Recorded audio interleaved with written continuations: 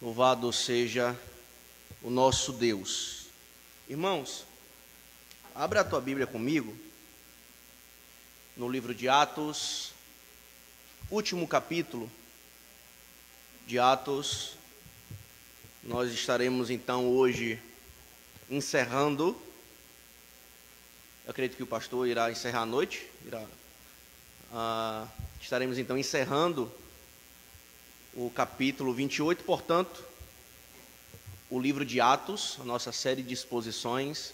Nós iniciamos aqui há cerca de 1 ano e meio, se bem me lembro, e então durante esse 1 ano e meio aí a gente tem caminhado com Atos aqui, tem aprendido, temos sido confrontados, transformados pela palavra de Deus. Eu queria louvar a Deus e agradecer a Ele por esta oportunidade, pelas condições, pela capacitação que Ele nos concedeu de poder expor esse livro tão rico,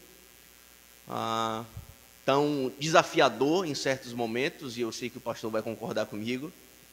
Alguns textos mais fáceis, outros nem tanto, mas o Senhor nos deu graça para que pudéssemos chegar até aqui, nesse último capítulo, e encerrar esse livro, sabendo que, de forma nenhuma, a gente não passou nem perto de esgotar ele, mas passou muito longe.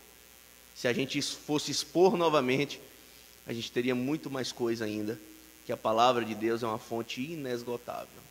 Amém? Então, abra a tua Bíblia comigo, em Atos capítulo 28.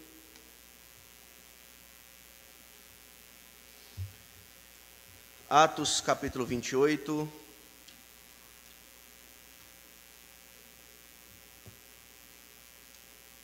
Dos versículos 11 ao 15.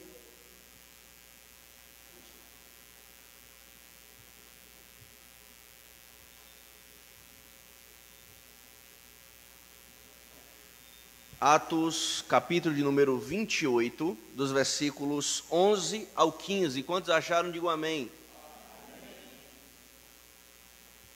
Vamos ler a palavra do Senhor? Diz assim: passados 3 meses, embarcamos num navio que tinha passado o inverno na ilha. Era um navio alexandrino, que tinha por emblema os deuses gêmeos Castor e Pólux. Aportando em Siracusa, ficamos ali 3 dias. Dali partimos e chegando a Régio. No dia seguinte, soprando o vento sul, prosseguimos, chegando a Puteoli no 2º dia. Ali encontramos alguns irmãos que nos convidaram a passar uma semana com eles, e depois fomos a Roma. Os irmãos dali tinham ouvido falar que estávamos chegando, e vieram até a praça de Ápio e as 3 vendas para nos encontrar. Vendo-os, Paulo deu graças a Deus e sentiu-se encorajado. Amém? Irmão Jorge já orou para que o Senhor fale conosco através da sua palavra, portanto não iremos orar novamente. Queridos, é através da vida em comunidade que Deus renova o nosso ânimo durante a caminhada cristã. Eu vou repetir porque você precisa frisar bem isso aqui, tá? É através da vida em comunidade que Deus renova o nosso ânimo durante a caminhada cristã. Algum de vocês já se sentiu totalmente esgotado? Não no sentido físico apenas, mas principalmente emocional e psicologicamente. Você caminha, e as suas forças vão se esvaindo aos poucos. Você vai perdendo o seu ânimo, você vai perdendo o seu vigor aos poucos. Mas de repente, algo acontece que é capaz de renovar o seu ânimo. Consegue renovar o seu ânimo. Consegue te dar um novo gás para continuar. Talvez seja por causa de uma boa notícia, talvez seja por causa de algo que você se esforçou tanto e deu certo, ou talvez seja porque você se conformou com a situação e resolveu seguir em frente.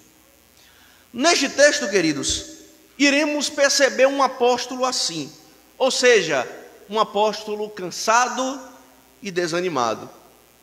Embora Paulo esteja firme, seguindo firme em sua missão, ele parece estar no limite, devido a tantas coisas que ele tem enfrentado em sua caminhada.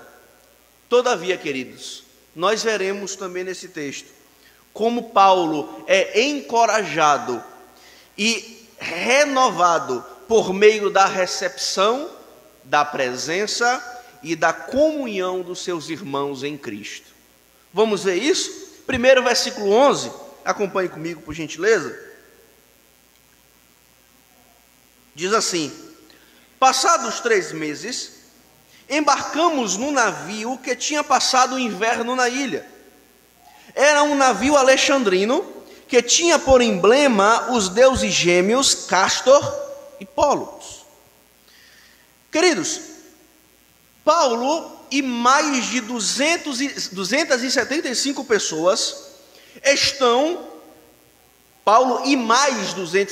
pessoas ao todo 276 pessoas, estão em uma ilha ao sul da Itália chamada Malta, pois o navio que eles estavam acabou naufragando, conforme a gente vem vindo aqui nas últimas semanas. Nessa ilha, em Malta, eles receberam abrigo e também receberam provisão para que continuassem a viagem até o seu destino final, ou seja, a cidade de Roma.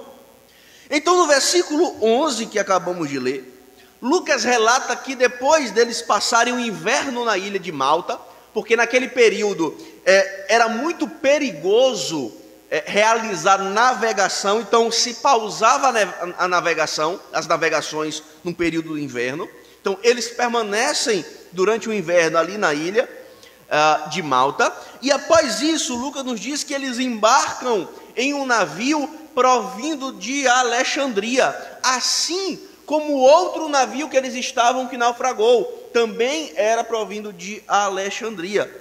A razão de tantos navios alexandrinos nessa região é por conta do serviço que era muito comum de carregar trigo de Alexandria, que ficava no Egito, até Roma.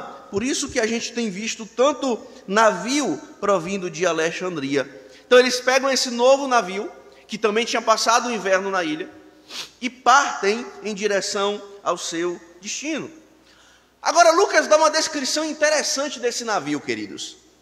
Ele diz que esse navio possui um emblema entalhado na sua proa, ou seja, na parte da frente do barco.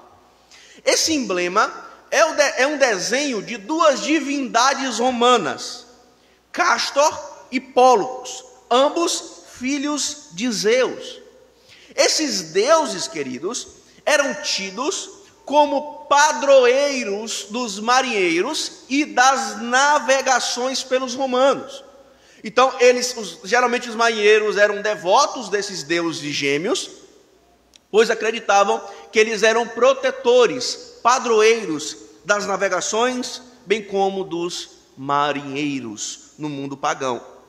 Assim, queridos, é um tanto irônico da parte de Lucas descrever isso aqui, uma vez que para o leitor de Atos já ficou claro que o verdadeiro protetor das navegações, o qual tinha os conduzido e os protegido e os guardado até ali, é o Deus de Israel.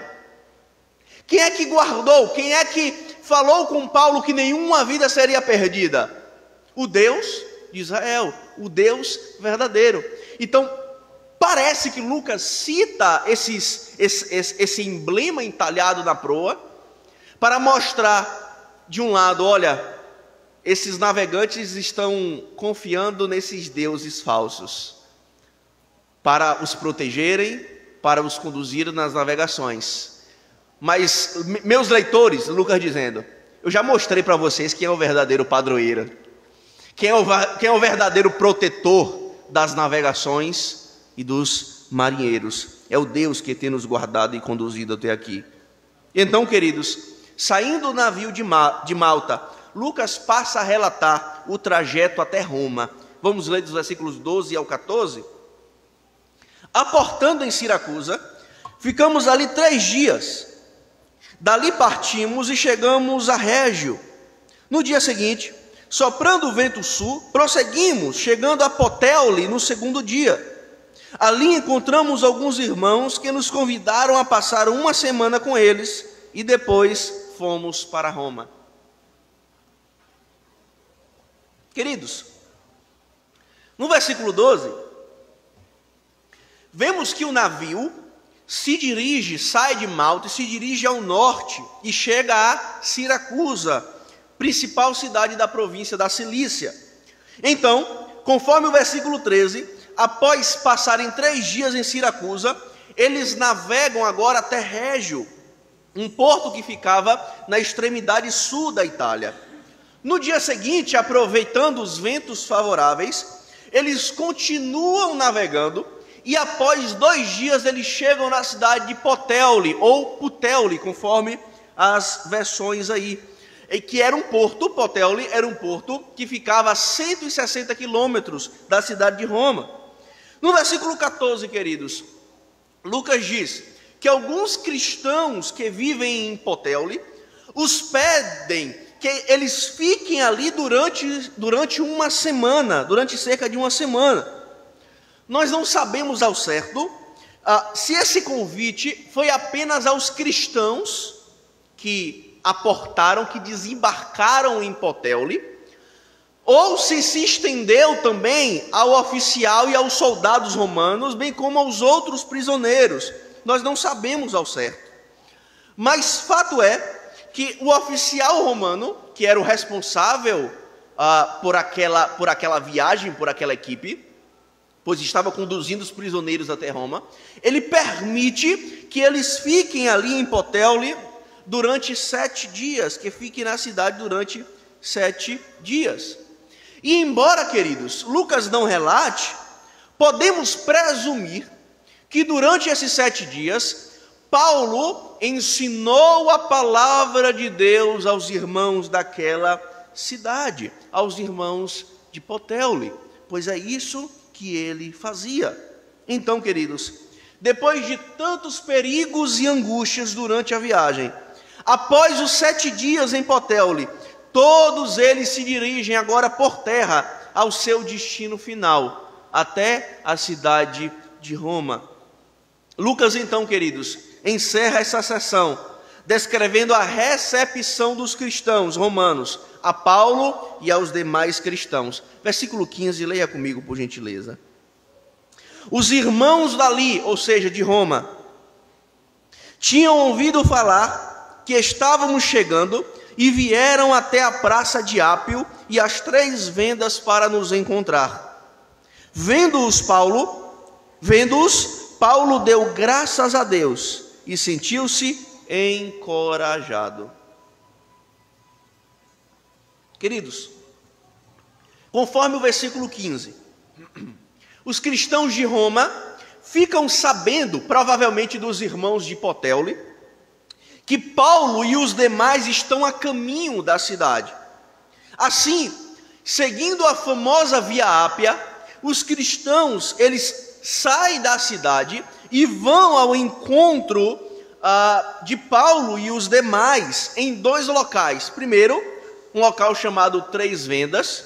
Segundo, um local chamado Praça ou Fórum de Ápio. Assim, depois de todas as falsas acusações, queridos, e todo o sofrimento durante o trajeto, durante a rota até Roma, vemos aqui um Paulo cansado e desanimado.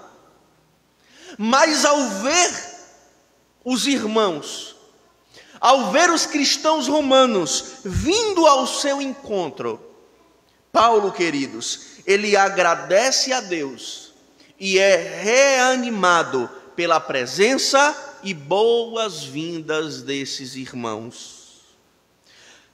Queridos, conforme Atos capítulo 1, Jesus prometeu aos seus discípulos que eles seriam revestidos de poder quando fosse derramado o Espírito Santo sobre eles, para que eles pudessem ser testemunha de Cristo em Jerusalém, na Judéia, em Samaria e até os confins da terra. Durante a narrativa de Atos, nós vimos que isso foi se cumprindo aos poucos. Agora, queridos, Lucas nos mostra Paulo chegando a Roma, cidade a qual, para a narrativa de Atos, funciona e representa os confins da terra. Roma, na narrativa de Atos, na construção que Lucas faz, ela serve como justamente os confins da terra que Jesus prometeu que os seus discípulos iam para dar testemunho dele. Portanto, queridos, vemos que de fato o Espírito conduziu, capacitou e moveu a igreja em toda a sua missão. O Espírito conduziu a igreja a cumprir a missão que Cristo deixou para ela. E agora a igreja chega nos confins da terra através de Paulo. A missão, a pregação do Evangelho, o testemunho de Cristo chega em Roma através da vida de Paulo. Embora já houvessem cristãos lá, embora já houvesse igrejas lá, como a gente vê aqui, fica claro no texto, porque os irmãos vão ao encontro de Paulo, mas Paulo, como missionário, como apóstolo, representa esse testemunho de Cristo chegando aos confins da terra. Irmãos, o mesmo Espírito que conduziu os discípulos de Jesus a cumprirem sua missão até os confins da terra, conforme Atos relata, é o mesmo Espírito que tem conduzido a igreja durante 2 milênios e que também tem nos conduzido. Em Atos, queridos, Roma representa os confins da terra, mas a missão de maneira nenhuma se encerrou em Roma. A missão de maneira nenhuma se encerrou quando Paulo chegou em Roma. Nós estamos ainda em missão. Nós estaremos em missão até Cristo voltar. Nossa função, queridos, é anunciar esse rei que morreu e ressuscitou e que também voltará. Nosso chamado, queridos, é para pregarmos o Evangelho a toda criatura, não importando o seu sexo, etnia ou posição social. E devemos fazer isso, queridos, confiantes no poder do Espírito Santo, o qual nos capacita para que cumpramos a missão de Deus. É o Espírito que move a igreja. É o Espírito, queridos, que empodera e que dinamiza a igreja. É Ele que nos conduz a proclamar a mensagem do reino, a sermos agentes do reino e a vivermos segundo os padrões do reino. É o Espírito que nos conduz a isso. Agora, irmãos, até a sua chegada em Roma, Paulo passou anos bem difíceis. Ele ficou preso durante 2 anos em Cesareia, por crimes que não cometeu, e sem provas nenhuma. Paulo devia ter um péssimo advogado, né? Né, Jorge? O homem ficou preso 2 anos sem prova nenhuma. Claro que havia jogos de interesse, a gente já viu isso aqui, né? Agora, imagine esses anos difíceis que Paulo tem passado, queridos, que Paulo passou. Além disso, ele teve uma viagem até Roma cheia de perigos, na qual até o navio onde ele estava afundou. Depois disso tudo, queridos, Paulo foi encaminhado a Roma como um prisioneiro para ser julgado pelo Supremo Tribunal Romano. Paulo não chegou aqui a Roma para passear. Paulo não está de férias. Paulo chega a Roma como um prisioneiro. É porque a gente olha o texto, parece que Paulo tem toda a liberdade, que nem parece que é prisioneiro, né? Mas ele está preso. Tem um oficial e tem soldados romanos com ele aqui. Porém, queridos, diante de todo esse sofrimento, diante de todas essas dificuldades, diante de todos esses anos difíceis que Paulo passou, ao chegar em Roma, Paulo se junta com os cristãos de lá, e assim tem o seu ânimo renovado e é encorajado, o que o leva a ser grato a Deus. Queridos, sem dúvida, em nossa caminhada, nós também passaremos por períodos difíceis. Períodos que, inclusive, vão nos causar desânimo, vão tirar o nosso ânimo. Todavia, queridos, é na comunhão do povo de Deus que o Senhor nos encoraja e nos renova. É na vida em comunidade que, apesar de todos os problemas que nós temos aqui, Deus anima o nosso coração. Não é que, não me entendam mal, porque não é que ao fazermos parte de uma igreja local, todos os nossos problemas irão desaparecer. Sabe aquele slogan de uma certa igreja aí? Venha para aqui e pare de sofrer. Esquece. Não é isso que eu estou falando, porque não é isso que as escrituras dizem.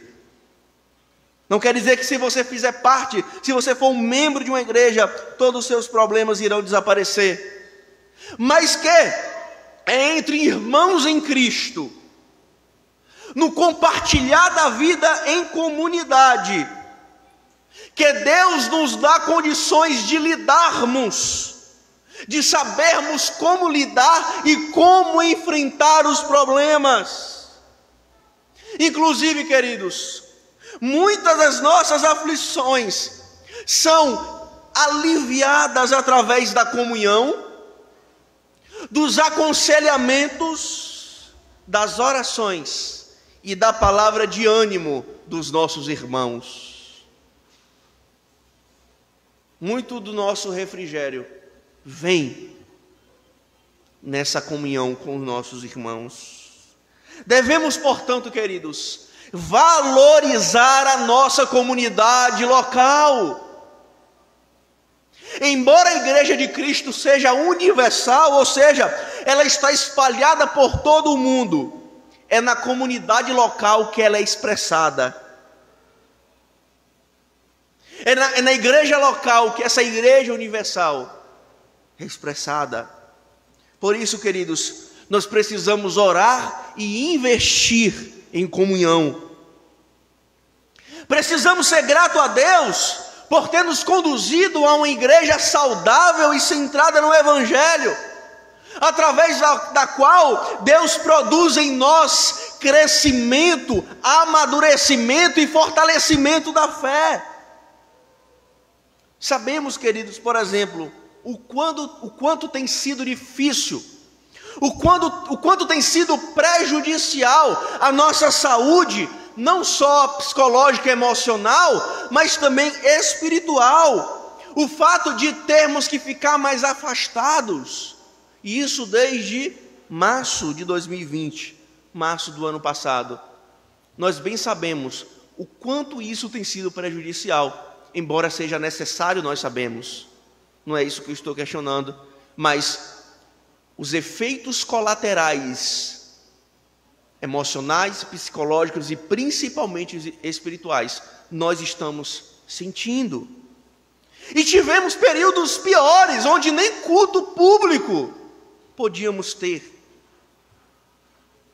Nós ainda não podemos também ter as nossas confraternizações e nem nos abraçar com segurança.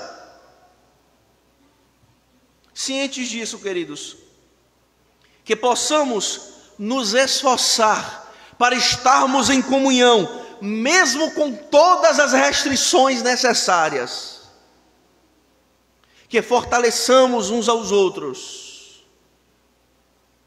que possamos carregar a carga uns dos outros, e assim ficará mais leve para todos, e o nosso ânimo será renovado por Deus entre o seu povo, na comunhão do seu povo.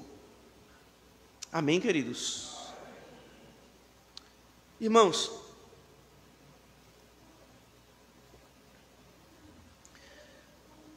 há uma outra longa e cansativa jornada que todos nós enfrentamos. Mas nesse caso, é uma jornada onde impera as incertezas, a desesperança e a falta de sentido para a vida. Uma jornada cansativa, na qual nem a melhor cama e nem o melhor hotel são capazes de nos oferecer descanso. Na verdade, queridos, é uma jornada em trevas em direção à morte eterna. Mas ao conhecermos a Cristo, queridos, todas as nossas decepções, angústias e desesperanças são lançadas sobre Ele. Em troca, queridos, encontramos em Jesus o descanso para o nosso coração cansado. Então, queridos, Ele se torna a nossa motivação, a fonte do nosso ânimo e do nosso refrigério. Em Cristo, a nossa alma inquieta encontra a paz e o descanso. E ao depositarmos a nossa confiança em Cristo, toda a nossa carga pesada é aliviada, pois é trocada pelo fardo dele, que é leve. Assim, queridos, a vida que flui do Cristo ressurreto deve passar a ser a fonte da nossa vida e do nosso sentido de viver, pois a menos que o nosso coração encontre completa satisfação em Cristo, queridos, nada mais conseguirá fazer isso. A menos que o nosso coração encontre completo descanso em Cristo e em sua obra, nada mais conseguirá fazer isso em nós. Pelo contrário, queridos, nós iremos continuar carregados e desesperançosos. Tentaremos encontrar esse descanso no dinheiro, no sexo, no poder, na autoafirmação e até mesmo na prática de boas ações. Tudo isso para a gente tentar encontrar descanso para o nosso coração. Tudo isso para a gente tentar encontrar satisfação plena para o nosso coração. Mas no final, queridos, tudo isso será como correr atrás do vento, como o autor de Eclesiastes diz. É por isso, queridos, portanto, que o povo de Deus consegue animar uns aos outros. É por isso que nós conseguimos animar uns aos outros, porque esse povo, o povo de Deus, surgiu de um Cristo que morreu e ressuscitou. Assim, queridos, quando vocês se sentirem cansados, olhe para o crucificado. Quando vocês se sentirem sem ânimo, olhe para aquele que foi pendurado numa cruz. É interessante que há uma teoria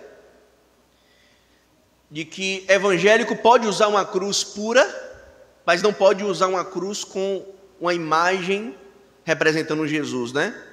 Aí se tem uma imagem representando Jesus na cruz é idolatria, a cruz pura não tem problema, porque se tiver a imagem de Jesus na cruz isso é catolicismo, e o argumento é, porque o nosso Jesus não está mais na cruz. Queridos, é lógico que ele não está na cruz. Só que a imagem de Jesus na cruz nos mostra não que ele está lá ainda, mas que um dia ele esteve, para que a gente não esqueça. A gente não pode esquecer da morte dele. A gente não pode esquecer do sacrifício dele. E é nos períodos de desânimo que a gente tem que manter os nossos olhos no crucificado, naquele que se entregou por nós. E também, queridos, quando vocês sentirem o peso dos seus pecados, quando vocês se sentirem carregados, pesados devido aos seus pecados, mantenham os olhos naquele que levou sobre si as nossas iniquidades. Quando você for chocado, quando você for enxergar e sentir o peso da sua miséria, das suas fraquezas, das suas limitações, da corrupção do seu coração, olhe para aquele que se entregou para morrer pelos nossos pecados, que carregou sobre si, que levou sobre si, que tomou sobre si as nossas iniquidades. Despeje toda esta carga aos pés da cruz. Despeje todo o peso sobre Cristo. Ele aguenta, tá? Se você fizer isso com qualquer outra pessoa, ninguém vai aguentar, mas Cristo aguenta, porque na cruz Ele recebeu sobre si os pecados de toda a humanidade. É por isso que Lutero falou uma frase um tanto chocante, tá? Não se assuste não, porque Lutero tinha hora que falava um negócio que era para chocar. Ele disse que Jesus foi o homem mais pecador que existiu. Não porque ele pecou, mas é porque sobre Cristo na cruz estavam os pecados de toda a humanidade, de toda a história. Não só depois dele, mas antes de Cristo também. De toda a história da humanidade. Lance sobre Cristo o seu cansaço, os seus pecados, e você sentirá descanso para a sua alma. Amém? Se coloque de pé.